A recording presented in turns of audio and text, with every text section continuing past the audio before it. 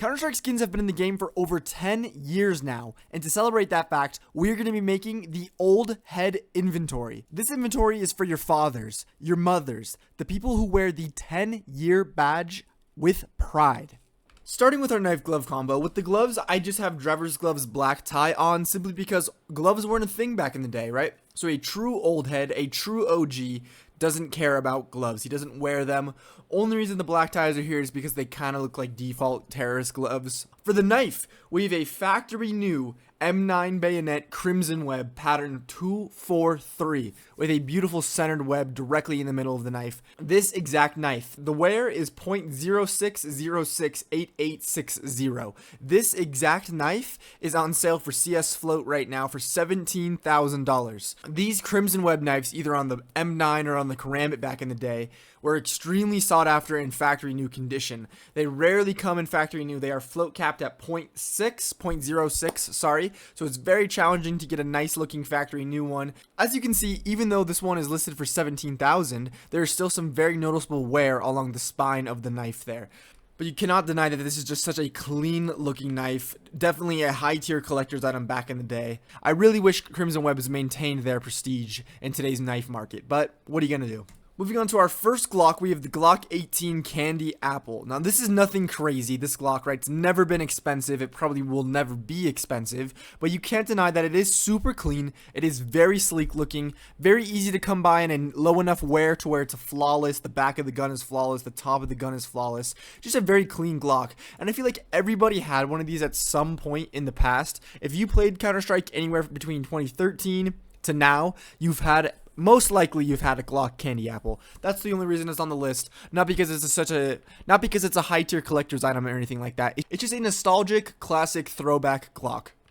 Our actual high tier Glock is going to be the Glock Fade. Now this thing has really stood the test of time in my opinion. I'm a sucker for the Fade skins. I think they look so absolutely beautiful. It's the oldest high tier Glock in the game. It's still to this day the highest tier Glock.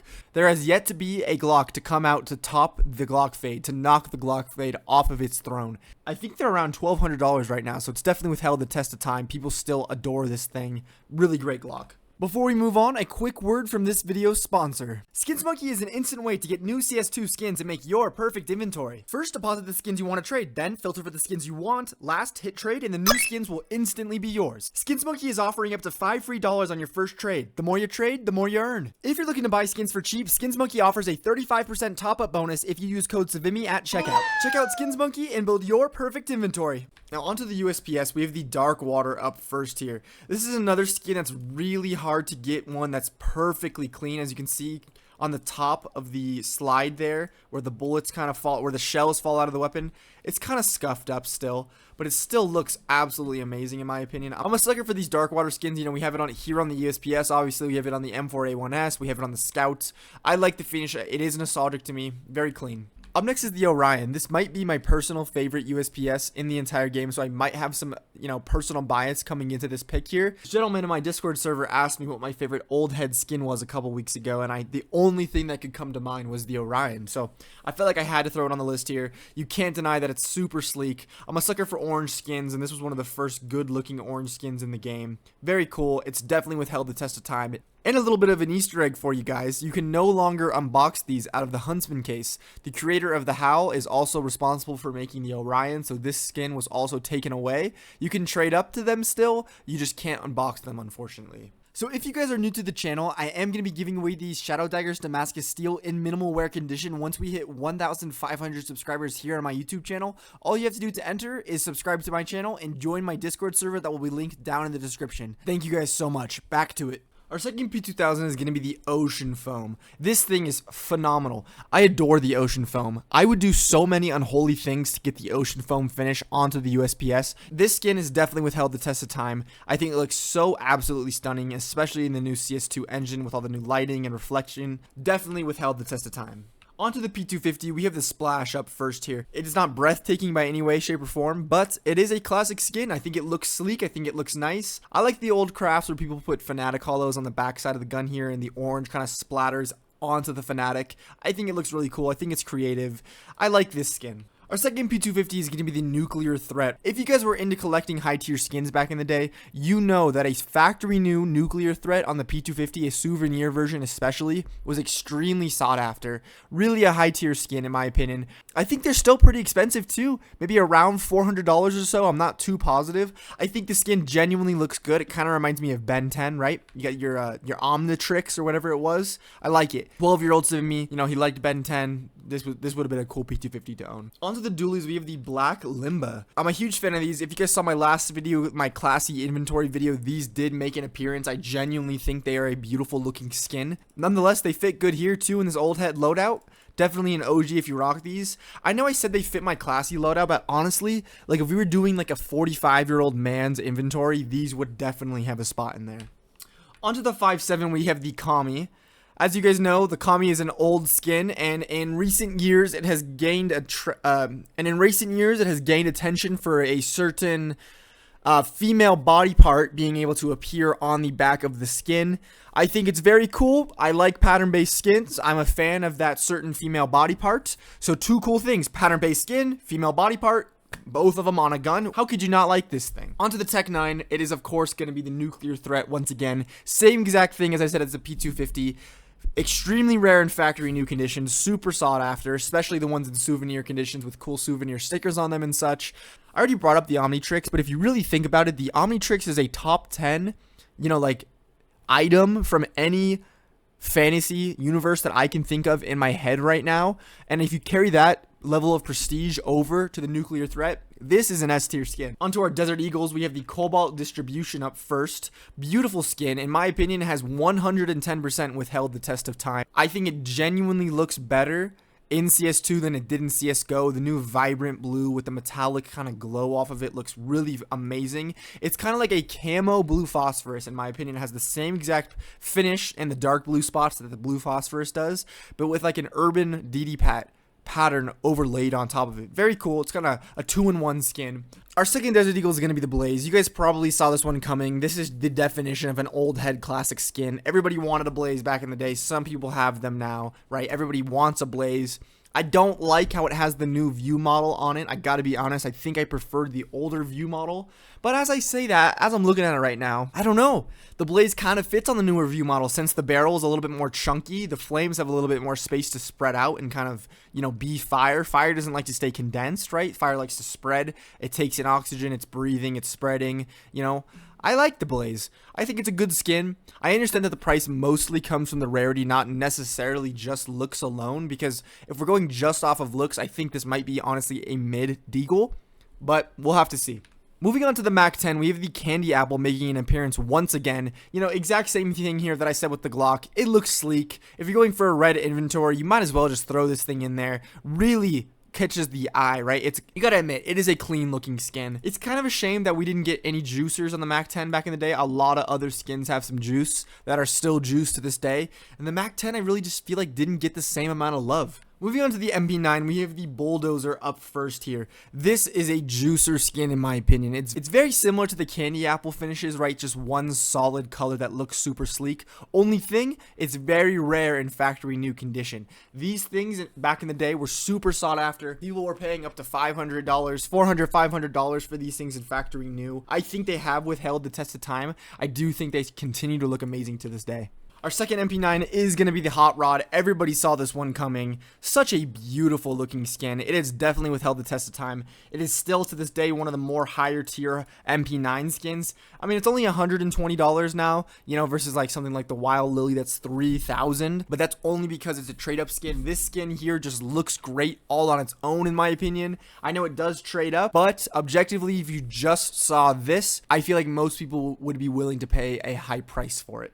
Moving on to the P90, we have the Emerald Dragon up first here. These things were super sought after back in the day, not necessarily because people used the P90, but because they do trade up to the Fire Serpent. Again, another skin that's super hard to come by in factory new condition. They are float capped at 0.06 once again. I do think it's a clean artwork though. I don't know if it's necessarily withheld the test of time. I feel like this might be a blue. This is kind of like the groundwork for the Aetheris, and the Aetheris clears this thing. The Aetheris mogs this Emerald Dragon so hard. But again, old head skin, trade up weapon. I think it looks good. Our second P90 is going to be the Death by I honestly just wanted to include this for the bit right there, but I do think it looks good. It is definitely an old head skin in my opinion. People rocked this back in the day. It was one of the first kind of like anime cat kind of vibrant color skins in the game, right? So I wanted to include it just because I feel like it set groundwork for other skins to come after it. Moving on to the Galil, we have the Sandstorm. There really wasn't a high tier Galil back in the day. I included the Sandstorm here just because it's one of those skins, again, that I feel like everybody had at one point in time.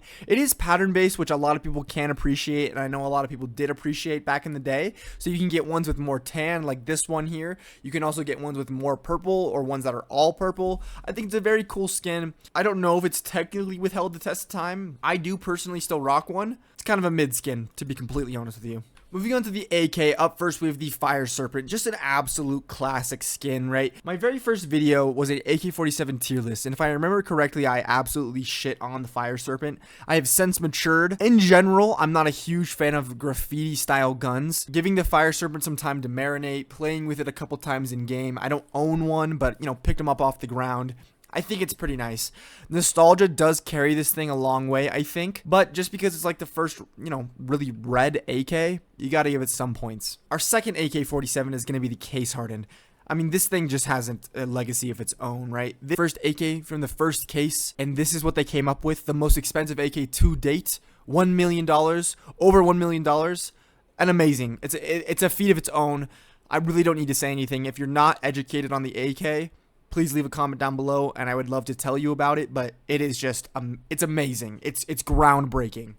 Our actual FAMAS is going to be the Spitfire, right? This thing's got that whole World War II era USA fighter jet thing going on with the shark face on the front of the plane, right? Not a fan of this skin, to be completely honest. I don't think it's aged well. I don't think it's withheld the test of time. Mid skin.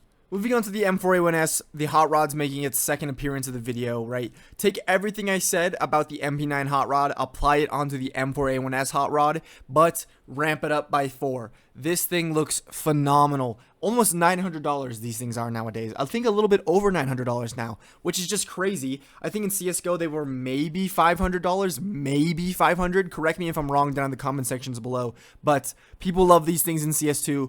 Red skins definitely mog blue skins now in CS2. It was a kind of close tie back in CSGO. Blue and red were 50-50 of debatably which one objectively looks better. But I think red skins truly mog now. Second M4A1S is going to be the Icarus Fell. Man, this thing looks absolutely phenomenal. I hate when people say that the Icarus Fell is just like the Nightmare. Like, why would you buy an Icarus Fell when you can get a Nightmare? This thing's beautiful. It's vibrant. It's pattern-based. That beautiful sun coming off the corner of the gun there towards the magazine, you can get that anywhere. You can get ones where it doesn't exist. You can get one where the whole middle of the gun is just that sun. It's so amazing. You get the splashes on the suppressor. You get the splashes on the butt of the weapon. This thing actually hasn't inflated too much in price. It's around what it's been for a very long time now, and I do appreciate that. I think it's a little slept on, a little bit underrated. Maybe it can stay that way so more people can get them, but I wouldn't be disappointed to see it gain some popularity by any means. Moving on to the M4A4, up first we have the Bullet Rain. This thing really hasn't, withheld the test of time. This thing is not very popular anymore.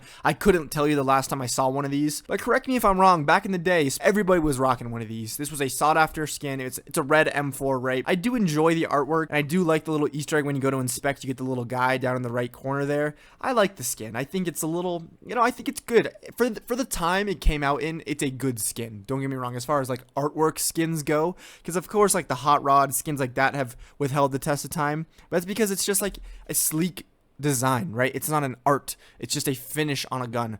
For an art skins have came a long way since the very beginning of CSGO, and for an art skin I think this thing is fine. Second M4A4 is going to be the infamous M4A4 HOW, the most expensive M4A4 in the game to this date, the one and only golden contraband item in the entirety of all CS2 skins. I don't really need to talk about this thing. It speaks for itself. For the SG553, I really didn't know what to pick. I think the Ultraviolet looks the best out of all the old skins, but this thing didn't really get any love back in the day. There's not a ton of really sleek, very clean old skins that are still super popular to this day.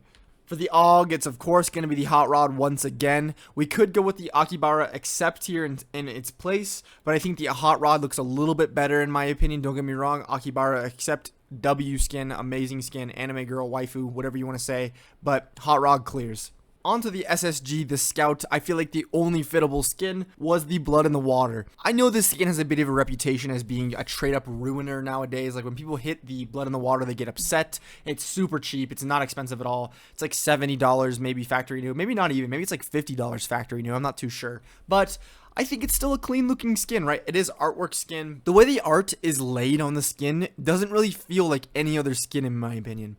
I don't know what it is. Like it looks completely different than any other artwork in the entire game. And I think it's really unique for that. Moving on to our beloved ops. Up first, the Lightning Strike. Classic skin. First red op in the game. Beautiful skin, definitely has withheld the test of time. These things are north of $500 nowadays. It still looks a little bit grainy. I know it did get an update to fix the resolution, but yeah, a little grainy, a little pixely still. But I feel like it kind of adds to the, the antiqueness of this skin, right? It's old. It's grainy. The resolution isn't as good on this thing. And I think that kind of fits the vibe, honestly. I don't know if I even want them to change it. Still looks great, especially in CS2. New metallic finish and everything, right? But classic old head skin. Second op is going to be the Asimov, right? Classic skin. Again, super old. Everybody knows the Asimov. Everybody's seen the Asimov. If you watching like a frag movie back in the day, guess what op that fragger had? The Asimov. Beautiful skin, right? Don't get me wrong. Float capped at field tested. Black Amovs are very cool. The skin has lore. It's not pattern based by any mean, but you can get the Black Amov, so that's pretty cool. Black scope on this thing looks nice. Don't get me wrong. And last but not least, the Dragon Lore. Once again, everybody probably saw this thing coming. Everybody knows about the Dragon Lore. This is the poster child of the skins community, right? Or at least it used to be. Gambling videos back in the day. Trade-up videos back in the day. Unboxing videos back in the day. Everybody wanted the Dragon Lore. Back in the day, 2014, 2015, you threw a Dragon Lore on the thumbnail of your YouTube video, it is blowing up. I unbox a souvenir factory Dragon Lore, or hunting the souvenir factory Dragon Lore, whatever it may be. The first skin to make Counter-Strike make the news when somebody bought one of these things for like 70 grand or something. I can't remember the exact story. These things are still going for, 400K or so for souvenir factory new ones, if I'm not wrong.